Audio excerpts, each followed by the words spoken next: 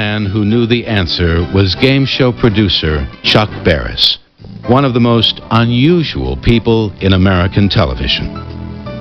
And when you walk into Chuck's office, you know, there's a urinal on the wall, you know, and he was just one of, you know, he was just a eccentric guy. But I have nothing but nice things to say about Chuck Barris.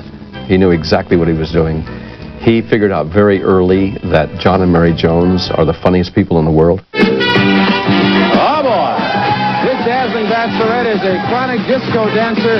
She's here tonight to answer the musical question, can the hustle really clear up the stress in the lower track?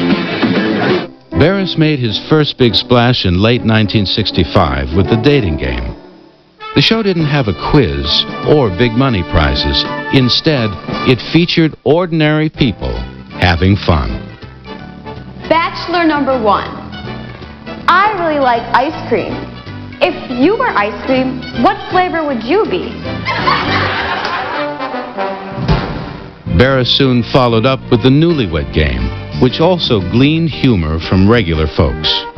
What animal, Lisa, did you inherit your rump from? I said her mother. What are you looking at my mother's rump for? It's not even big. You can't miss it. The thing's the size of a Buick. You can't even get it through the door. It's not. It's big. It's the size of a Buick. Big boned. Barris took pride in avoiding the usual game show hosts. When Bob Eubanks was tapped for the Newlywed Game, he was the youngest person ever to MC a game show.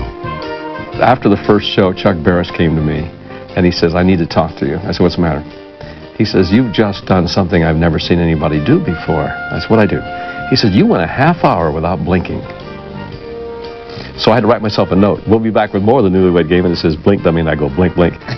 That's how frightened I was. I was scared to death. See the heavy drain upon the filler resources. The Newlywed Game had the good fortune to premiere at the exact moment Defense Secretary Robert McNamara was addressing the nation. NBC and CBS carried the speech live. From Hollywood, here come the Newlyweds! But ABC went with the Newlyweds. The nation did too. That first episode had ratings to rival a Super Bowl. Both the Dating and Newlywed Games were risque for the times, reflecting the very young and freewheeling staff that Barris had assembled. He was among the first TV producers to tap into the changing national culture of the 1960s, and it made Barris extremely successful. Newlywed Game was a comedy show that happened to have a game there. And that's really what it is. You know, nobody talks about, you know, wow, did you see that great prize they won? Or wow, they sure knew each other. No, they only talk about the funny stuff. In coins, how much money could your belly button hold? Carrie? I've never tried that. I guess I would say a dime. A dime. He said your belly button could hold $1. Sure? $1? He said a big old silver dollar is what he said. You're going to have to give him a ride home, too. I don't have no. He figured it out, man. He was doing reality television back then before we even knew what the word reality meant. He had great instincts. Great instincts. Barris's unique instincts came at just the right time for ABC. A perennial third place also ran. The network was in financial trouble. Newlywed Game and Dating Game and Let's Make a Deal, I believe, literally saved ABC. We took that network from here to here because every show, not only did we get that time period, but every show following us zoomed up. I remember Michael Eisner was the head of West Coast Daytime Television. He came up to me one time at a party. He says, you're very important to me. He says, you're very important to me. Because he realized that these three shows, Dating Game, Newlywed Game, and Let's Make a Deal, literally saved the network at the time. I remember it was so much fun going into his offices because everybody was young around him. They were excited. They were exuberant. They loved what Chuck was doing.